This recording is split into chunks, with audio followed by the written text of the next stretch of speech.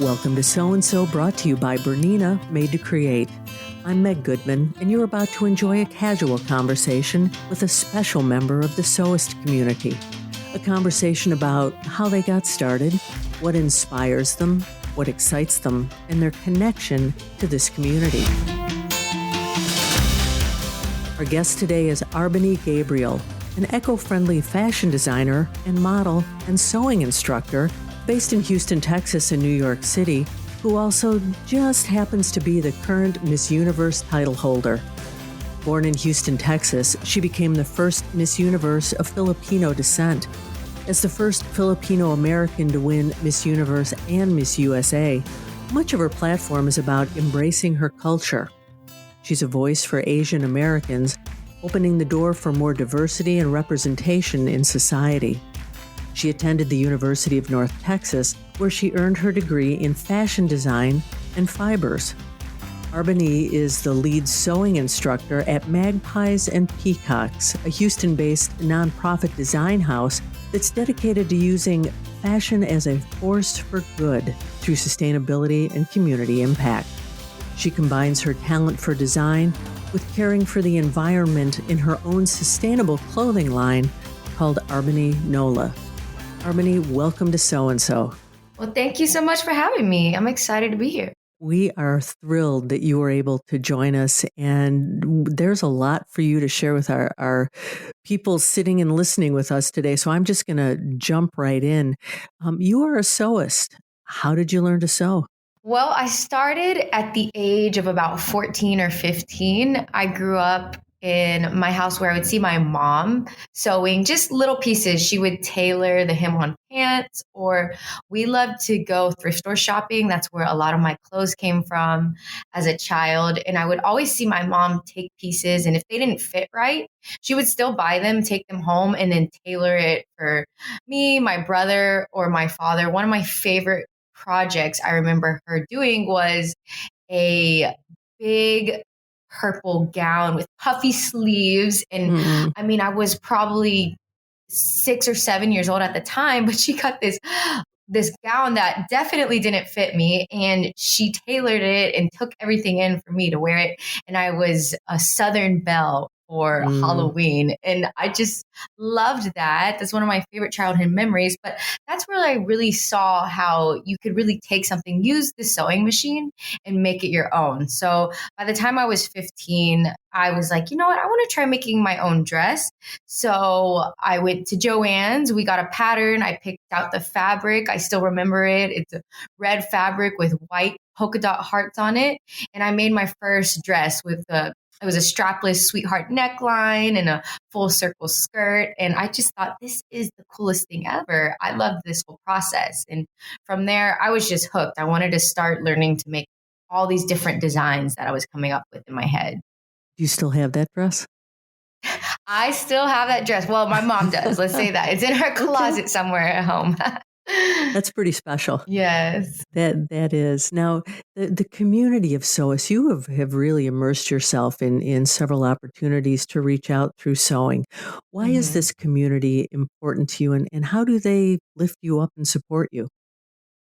Well, I would say the sewing community is so important, first and foremost, because I absolutely love sewing, like hands-on at my sewing machine, making garments myself.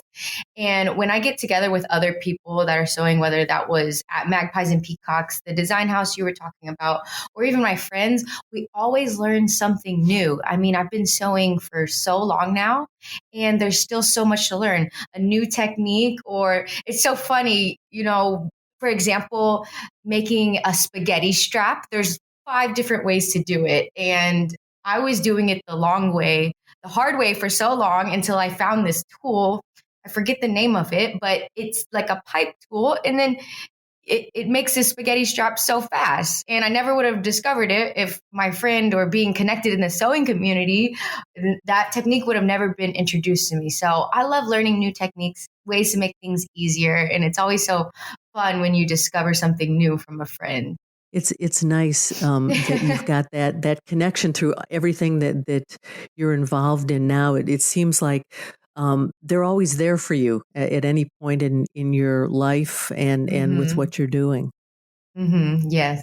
Now, you talk about your upbeat and optimistic outlook, and you attribute this to a childhood immersed in the arts, sports, and travel. That's a lot of stuff. So, would you share with us about this immersion and talk about how it impacted you, and if there's anything specific in that big list of things that's meaningful? Tell us about that too. Sure. Yeah. So, I mean, I grew up with both of my parents. My dad is Filipino. My mom is from Beaumont, Texas. And I feel very thankful that my parents they always had an open mind and encouraged me to try different things as a child. So, I remember growing up playing basketball. I tried ballet, swim class, band. I played clarinet and oboe. And we were really involved in church youth group with different activities. So I felt like we were always doing something, my brother and I as kids. And my parents did not want us to have cable TV. They didn't want us sitting in front of the TV a lot. And I think all of these experiences in my upbringing really shaped who I am today. And that's how I really found sewing in the first place, because my parents were really pushing me to try different things, and not everything worked out. I mean, I played volleyball and I really wasn't that great at it, but my parents were like, we should always try things, and that's what I encourage other people as well. You never know until you put yourself out there and just try it. So I would say, kind of through that trial and error period of my childhood, is when I found my true passion at quite a young age. It was high school when I made that first dress, and then after that, I was obsessed. I started making clothes. I made my homecoming dress, my prom dress. I started doing community fashion shows in high school, and it just excited me. I mean, when you find your passion, that makes you feel so energized on life, and you found something that makes you happy, something you want to spend your time doing. So I thank my parents for really just encouraging me to try all those things. And as Miss Universe now, it's really cool because I can speak about that. And when I go and I speak to the youth and I visit schools, I tell that same story I just told you, the Mhm. beauty of just applying yourself. And even if you're not good at something, hey, at least you tried it out. You can check that box off and try something else. Sure. Now, travel, that's a big part of it, and it's certainly a big part of your role as the title holder of Miss Universe. Let's talk about that a little bit. What's it like to be Miss Universe?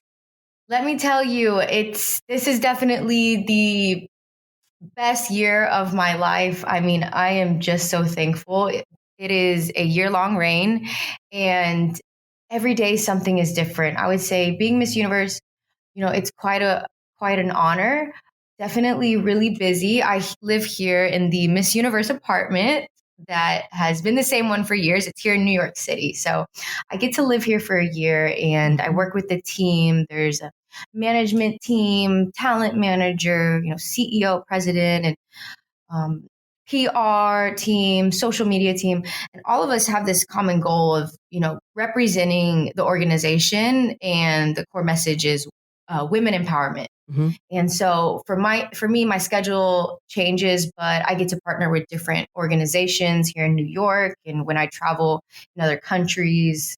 For example, we partner with Smile Train, which is a cleft-based organization that offers free and safe cleft surgeries for children all over the world. So I've been fortunate enough to travel to Guatemala and spend time with those patients, get to know them, offer words of encouragement. For example, we tie-dyed t-shirts with the children, and I get to travel a lot because Miss Universe organization is a global platform. There are pageants in every single country. Like there's Miss USA, but there's always also Miss Thailand. And I get to travel to some of those countries, visit the pageants, talk to the girls that are training for that, and kind of do a Q&A and say, hey, I was in your shoes one day too. And this is my advice. This is my experience. This is what I did wrong and I learned. And there's just so many things. Obviously, when people think of Miss Universe, I think they think of the glamour, the photo shoots, but there's a lot of behind the scenes work. Let me tell you, it takes me 3 hours to get out of the house for an appearance when we Oh. go to a charity gala, and then I prep my Sure. speech. Sometimes I don't have a time to prep speeches, but you definitely always have to kind of be on call and be ready for something, whether that's an interview or going to an event and speaking on stage behalf of the organization or the charity that we're partnering with. I mean, it's so many things. So many things. I would say it's one of the most unique jobs, and I'm here for the ride. I remember in the beginning they said just go with the flow, and that's exactly what I'm doing. But it's very rewarding, very demanding. At times I don't sleep, and then there's times when I sleep a lot. So it's a lot of just kind of going with the flow of everything. But I post a lot of it on social media, on my personal and the Miss Universe page, because I really try to keep people updated with what I'm doing, because all of it is just so fun and diverse. You can tell in your voice how you're really having a good time. So you talked a little bit about behind the scenes, and I think all we see from where we sit is all of a sudden you're Miss Universe. But take us back to the beginning. It's how did you decide this is what you wanted or got involved with pageants? Kind of take us on your road, your journey to where you are now. Okay, so it was, what year was it? 2019. I was already finished with college. I had graduated with my degree in fashion design and fibers. So I was about a year and a half out of college, living in Houston, Texas. And I was modeling in the area. I was teaching sewing classes at Magpies and Peacocks. And I had my design brand where I was doing custom orders and making clothing for myself and really trying to figure out how am I going to grow my brand. My whole goal was to create a sustainable women's wear brand, but I felt quite lost in how to do that. And starting your own company, it's a lot of trials and errors. So I basically was doing all these things, really trying to become successful in these fields. And I met a woman at a photo shoot when I was modeling that was involved in the pageant industry. And she spotted me and she said, "Hey, I think you should do a pageant. You should try it out. You would do really well."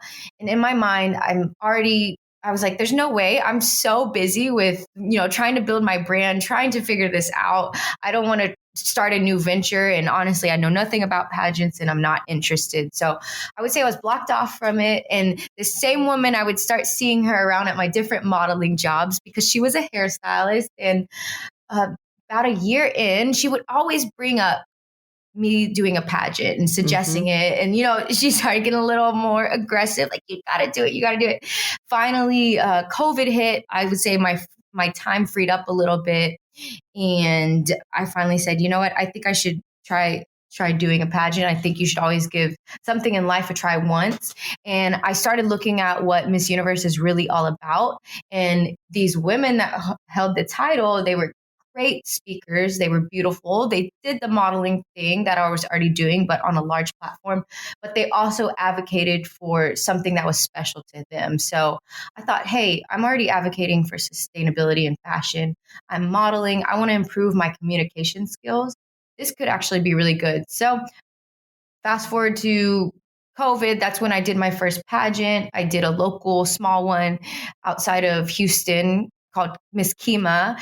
And my first pageant, I placed first runner up. And I really realized all the work that went into it. And I thought, wow, this is a great challenge. Like I was doing interview skills and mock interviews, and I was really improving my communication skills, which I was quite shy about doing. I was quite shy about telling people about me even building my design brand or being able to walk into the room and tell people what my aspirations were. And pageantry was helping me communicate better. So I actually fell in love with the whole challenge and the process of it. And I did 3 pageants, placing first runner up every single time until I finally won my state title, which was Miss Texas. And then 3 months later, trained and won Miss USA. 3 months later, trained and won Miss Universe. That is an amazing, because some people do it for their whole lives with the goal of doing that. And I think we're grateful that you met that very persistent hairstylist. Very grateful. She became my coach, my mentor, and basically like my second mom now through the whole process. And just for a little bit more context on what training looks like. For one, I wanted to be able to showcase my designs because that's what I was all about. So I would always make my interview pieces, and we would walk on stage. I would make what we call the opening number, which is the first dress that we wear when we come out on stage. So I would design and be in my studio doing that, and then training my mind, doing mock interviews and working out, keeping and maintaining the body, making it stronger. So it's all mind, body, and soul. And it's kind of like, I felt like it was training for the Olympics. It's so intense. I've trained sunrise to sun up every single day. I mean, I sacrificed everything. And some days I didn't know, like, is this worth it? I'm sacrificing my money, my time building my brand, social time, everything. But I think when you really have that tunnel vision and you put everything aside to work for a really big goal, it really paid off. It did, indeed. Now you mentioned sustainable fashion. You mentioned Magpies and Peacocks, and I love that name. When did you become passionate about sustainable fashion and decide it was going to be your mission and path in life? I was in my early 20s. I was in college and I had been designing for a while, but I watched the documentary A True Cost, which exposed the factory in India that burned down because of the poor working conditions. And it really educated me on the behind the scenes process of garment workers and how they're underpaid, and the perspective of fast fashion and how we're consuming clothing at such a higher rate these days, and we're just throwing it away. And I learned, so many facts about the industry, that the textile industry is the second largest polluting industry in the world. And I saw all these problems. I said, wait a minute, I'm in the fashion industry. I'm a designer. I'm part of this problem. And that's when I realized, as a young designer, I want to be a part of the solution. I want to educate people on these topics, because I feel like this is all the behind the scenes work that nobody really knows about. So I knew from a young age that my passion was design, but I wanted to be able to help the world in some way. And I never knew what that would look like until I kind of started figuring it out, watched that documentary and saw there was really room to make an impact through sustainability in fashion and raising awareness and using more eco-friendly materials, recycled materials, and materials that are really friendlier to the environment and that are not polluting our world even more. So that's when I really dove in my early 20s when I was in college. Where did the name Magpie and Peacocks come from? Do you know? So the founders actually, they named it because the magpies actually, it's a bird that collects different objects.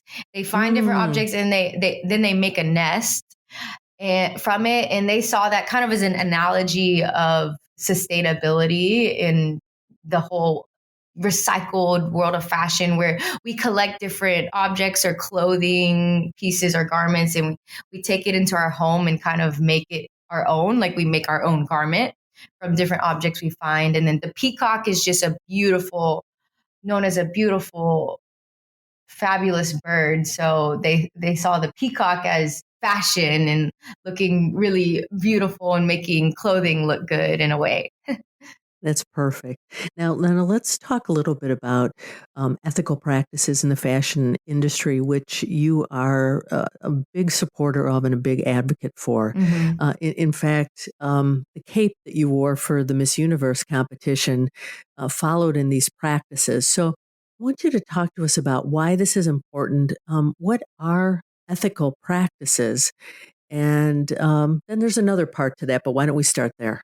Sure. So the cape that I made for Miss Universe, the Miss Universe competition, basically all of us contestants, we had to walk on stage with a cape, and they all gave us a white cape, and they said, you can make it however you want, whatever message you want to bring to the world. And I thought, of course, I want to talk about sustainable fashion. So I actually took plastic bottles, and they were ones that I was either going to recycle, that I used or collected from my friends. And I thought people usually see this as trash, or we just use it one time, we throw it away. But let me make a fashion piece from it. So I took the plastic, I burned it, I molded it, and I made it into kind of a structural shape back piece that I wore on stage because I wanted to show people that you can make art and fashion from objects that we think are trash if we just think outside the box a little bit and show that fashion can be sustainable. And that was just kind of opening the door for me to talk about so many things, which you mentioned ethical practices and going back to how garments are made. There's just so much room for improvement. I read about and I see in documentaries how there's a lot of child labor that is involved in these factories where a lot of our garments that we buy here in America are made. And a majority of garment workers are women. So I think it's up to the businesses that are buying this clothing, that are ordering from these factories, to check in and see, are these livable working conditions? Is this a livable wage that these people are making? Because I hear all the time, and I've read articles how a lot of the garment workers are being underpaid. So I really think it's the responsibility of the big clothing brands that are hiring these garment workers to really check on the factories and see where is our clothing made and what is the process behind it. So that's a great step for the big businesses. Do you have any examples of what people as individuals can do to support this? Sure. So because there's so much overconsumption and we're buying at such a high rate, I always encourage people to shop secondhand. I love vintage thrift store shopping. I love going to even Buffalo Exchange or any secondhand store or thrift store in your area. For one, it's more affordable, and two, you find really unique, awesome pieces. I think another thing is you can swap clothing with your friends. If you have worn, let's say you've worn a jacket 10 times and you just don't get excited about it anymore, you don't have to throw it away. You can give it to your friend or donate it to your local Goodwill or your local thrift store. Another thing is with jeans, if it gets a hole in it, some people think, okay, that's it. I'm not wearing the jeans anymore, even though they're my favorite pair. But sometimes I think people forget you can take it to your local tailor and they can sew that up for you really easy, and you can still own your pair of jeans for a couple more years and keep altering it and keep it in your closet much longer. So I think when people think, oh, they need a clothing repair and they don't feel like sewing if they don't sew, hey, bring it to your local tailor and they can really increase the longevity of your garment.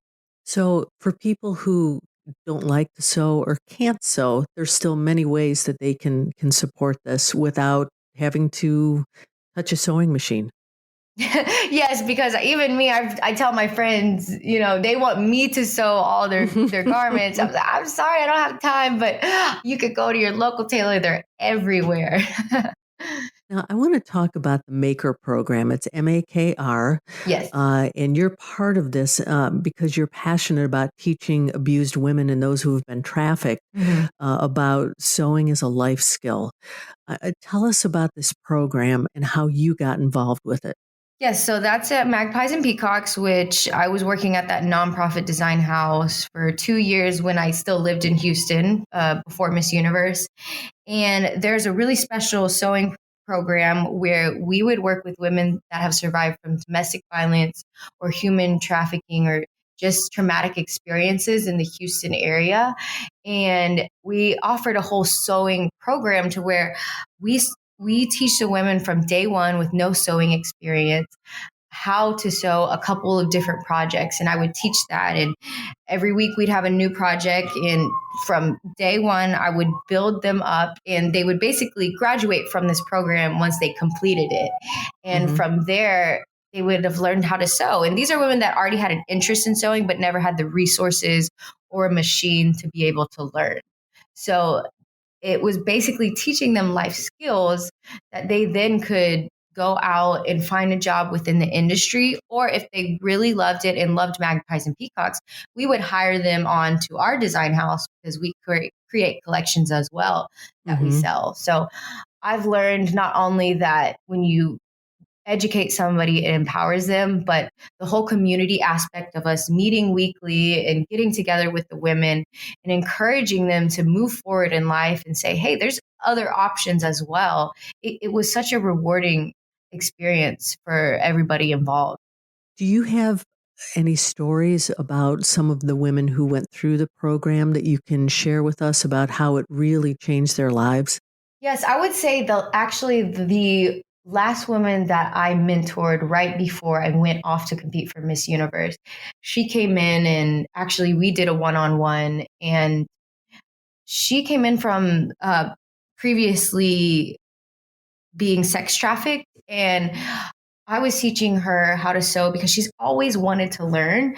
And she would come in, and some days she would feel like she had no hope, like there was no future for her, and she wanted to actually go back to her previous life.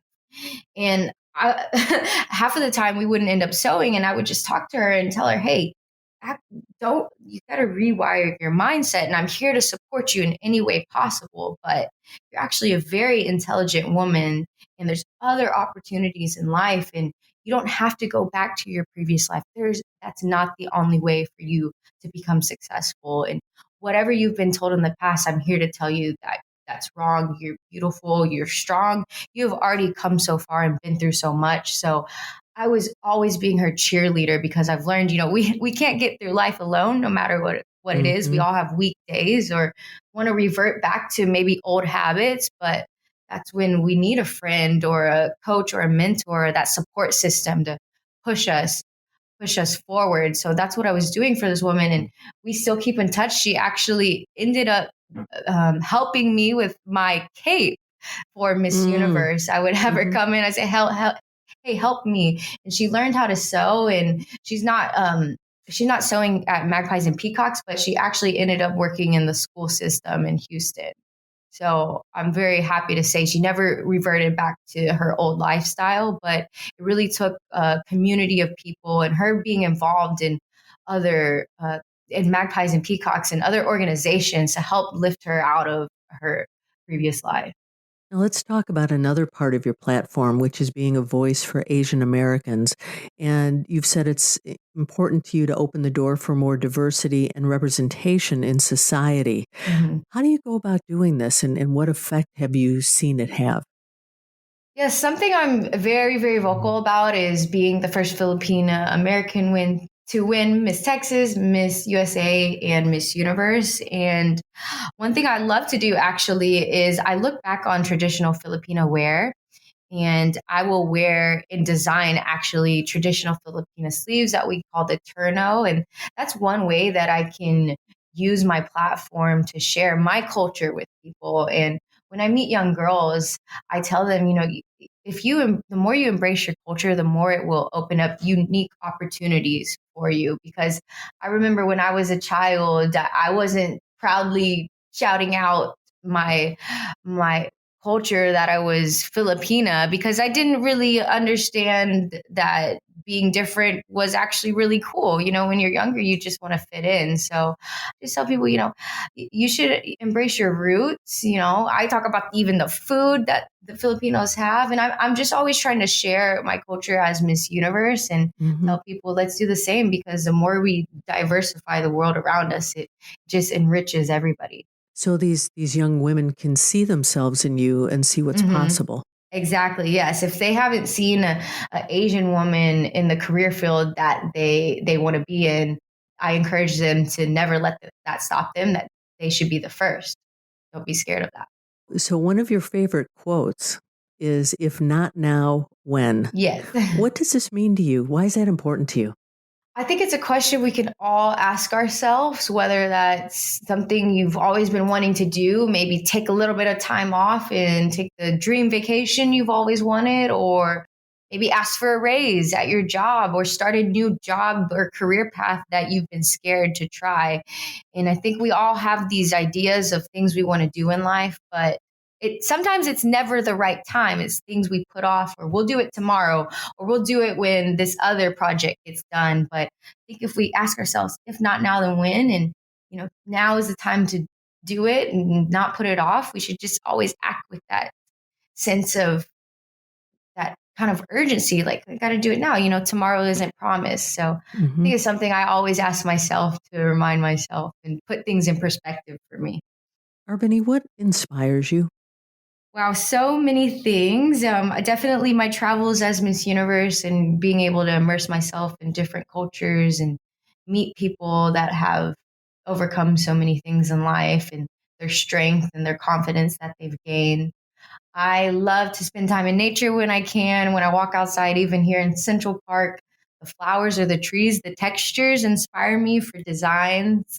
And I would say successful people that have overcome a lot of things in life, their stories inspire me so much. And it motivates me to just continue on my path and my career goals as well. So on that note, what's next for you? There will be a time when your reign as Miss Universe ends, and there is a world of things out there for you to do. So what's next? Oh, I know. So I'm about halfway. I have 5 more months. And what's next after Miss Universe is I will continue my work as a sustainable designer. It's my dream to really make sustainable fashion the new normal, make it affordable and accessible for people. So I'll continue to build my brand that I've kind of put on pause as Miss Universe, continue to model and continue to speak about how we can make the fashion industry more ethical. So we've talked about a lot today, a very diverse conversation. Is there any question I didn't ask you that you wish I had? Honestly, you asked me some great questions. I can't think of anything. I think you gave me the opportunity to talk about a lot. So thank you. Well, thank you. What you do is amazing, and I think it gave people a great idea of the work that goes into what you have to do, let alone the 3 hours to get ready to get out the door. That's something. And I have just so enjoyed this. It's been a wonderful conversation, and I want to thank you so much for sharing your story today. Oh, well, thank you for this opportunity. I enjoyed it as well. Arbany, if our listeners want to reach out to you, what's the best way for them to do that? Sure. I am on Instagram at Arbany Nola. That's RBONNEYNOLA. If they want to look up the email that's connected to that account, they can email me that way. Perfect. Thank you again for joining us. All right. Thank you so much. Well, there you have it. Another story about someone just like you. Someone for whom sewing is so much more than a hobby. It's become a way of life and a connection to something much bigger. If you know someone you think has an outstanding story, a story that should be shared on this podcast, please drop me a note to meg@soandsopodcast.com or just complete the form on our website. Be sure to subscribe to a review and rate this podcast on your favorite platform, and visit our website sewandsopodcast.com for more information about today's and all of our guests. That's SEWANDSO podcast.com. And finally, I want to thank Bernina for making this program possible.